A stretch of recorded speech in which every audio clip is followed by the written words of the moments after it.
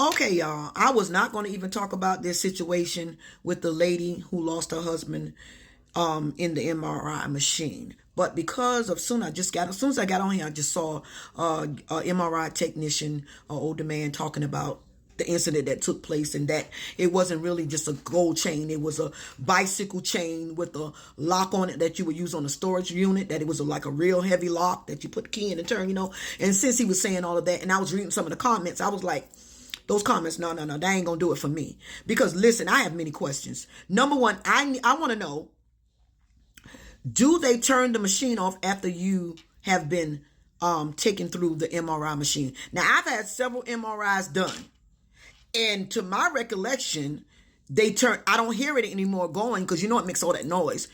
It's turned off when they're done with me. Now, I don't know if it's turned all the way off, turned down.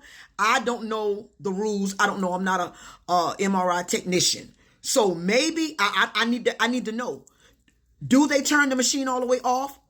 Or is it just turned down?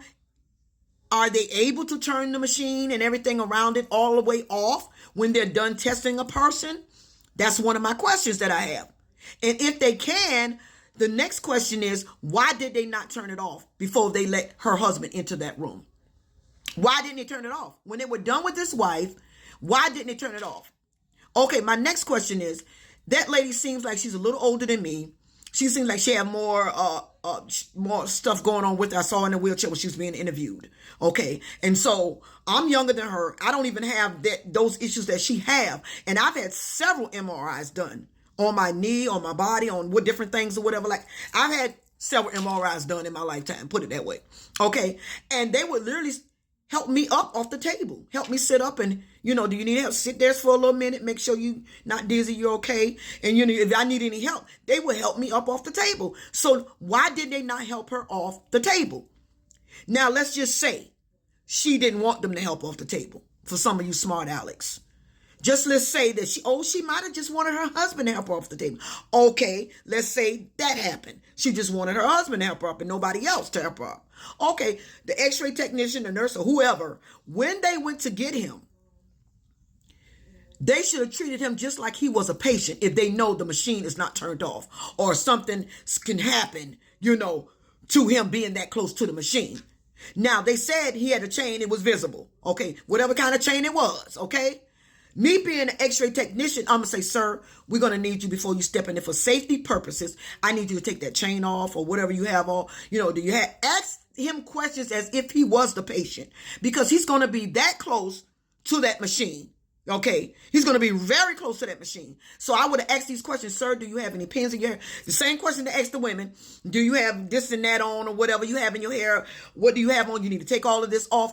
I would have told her husband, sir, we need you to take all of this off. I would ask him questions as if he was a patient. And if he could not take those off and refuse to take those off, I would not have allowed him into the MRI room. Okay, I would have told him, well, sir, we can't allow you in here because it's dangerous. So we will help your wife up and we will let her know, that, you weren't able to take all this stuff off or you didn't want to. So we will help her up and we'll be with you shortly. So why wasn't these things asked? I mean, like, why? This could have been prevented. I don't care what nobody say. This could have been prevented because the lady said on the interview, she asked them to go get her husband. He didn't bust in the room. He didn't barge into the room because he heard her screaming or hollering or something. He did not. She said, unless she's lying, she said that she asked them to go get her husband to help her up off the table. So my thing is, why as a technician, the machine wasn't fully turned off before they allowed him in there?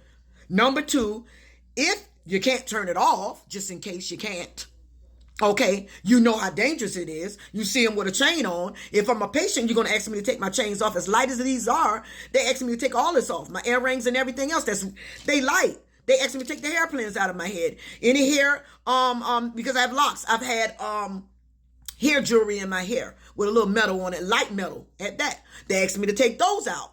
So what I'm saying is, if you saw this man with a chain on his neck, rings on his finger, whatever the case he had going on, and you did not ask him to take that off, or you didn't ask him whatever other things that he may have on, keys in his pocket or anything, sir, we have to take those. You cannot go in there with those things on. Why were those questions not asked? And I don't understand. Like, why weren't those questions not asked? Because if he's coming in there, he's coming that close to that machine, he should have been treated as if he was a patient getting ready to get an MRI. If that machine was still on, or something around the machine is magnetic and that it can draw him to it or whatever, just in case somebody say, well, it was off, but it's magnetic. Okay, if it's magnetic, it has something that could cause dangerous things to happen, why not ask this man the same questions you would ask a patient if you know that he's going that close to that machine? So I have many questions. I don't understand. This is just horrible. This is a horrible, horrible accident. And I really feel that it could have been prevented. I could be wrong. If I'm wrong, I apologize ahead of time. But I just don't understand why the machine was still on. And if it was off and it's still magnetic and it still could draw you to it, it still could be dangerous, why they did not ask the husband to take his jewelry off, take his chain off, take his keys out of his pocket, take whatever. Why did they not ask him the questions that they would ask a patient that's being that close to that machine? Because that man literally had to go to the machine, help his wife off the table. How close can you get? How close can you get without it being dangerous? So why did they not prepare this man before he came into that room? Knowing that that machine could be dangerous, magnetic, or whatever the case may be, the force field of it, even if it's off, it still can cause damage or be dangerous. Like, why? And those are my questions. Tell me what you think in the comments. Maybe I just don't know, but this is the way I feel, and these are the questions that I have. Thank you.